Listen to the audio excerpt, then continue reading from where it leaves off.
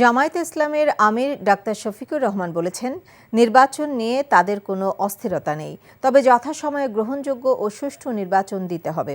দুপুরে কেরানীগঞ্জে দলের ঢাকা জেলার কর্মী সম্মেলনে তিনি এসব কথা বলেন। বর্তমান সরকারকে জনগণ বসিয়েছে, তারা শহীদদের রক্তের মর্যাদা দিবে বলেও আশা করেন তিনি। বলেন, যা কিছু ন্যায়সঙ্গত তার সাথে জামায়াত ইসলামী নেতাকর্মীরা আছেন। জামায়াতের কর্মীরা চাঁদাবাজি, লুটপাট, জায়গা জমি দখলের সাথে জড়িত না। এসবের দলের নেতাকর্মীরা সরকারকে সহযোগিতা করতে চায়।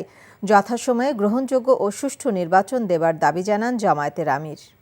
শেষে অথবা তারপরের বছরের মধ্যখানে ভিতরে একটা নির্বাচন অনুষ্ঠিত হতে পারে। আমরা মোবারকবাদ জানাই।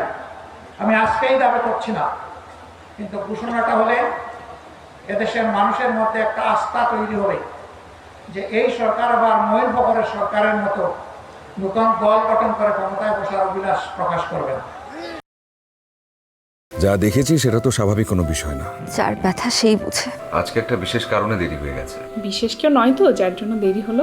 সেই মানুষটা সবসময় আমাকে বলতো সে আমাকে তার নিজের থেকেও বেশি ভালোবাসে। ভুলতে বলছি না আমি। তবে কি বলছেন? কি দেখে যে লোকটাকে ভালোবেসেছিলি? আমার মেয়েটার বিয়েটা এতদিনে হয়ে যেত। এমনটা হবে কে জানতো? রতন ভাই।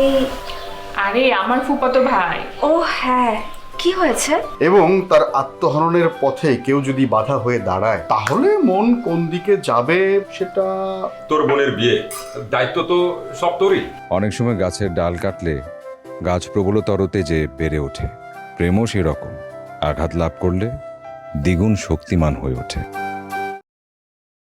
Double million offer Walton fridge কিনে পেতে পারেন 20 লক্ষ টাকা, রয়েছে কোটি কোটি টাকার নিশ্চিত উপহার।